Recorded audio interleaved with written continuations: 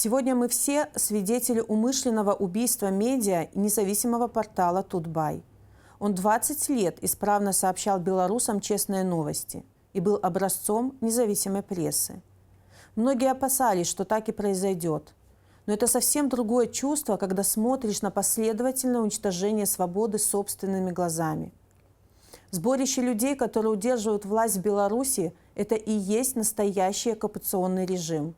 Они убивают СМИ, убивают партии и сообщества, убивают нас на улицах и в тюрьмах. Я и моя команда уже находимся на связи с главой Еврокомиссии Урсулой фон дер Ляйен. Мы требуем безотлагательной реакции Евросоюза, срочного запуска программы поддержки независимых СМИ, защиты журналистов и помощи для продолжения работы, вопреки репрессиям. Мы настаиваем, что нужно ввести санкции в отношении всех ответственных за репрессии в адрес редакций, журналистов и блогеров.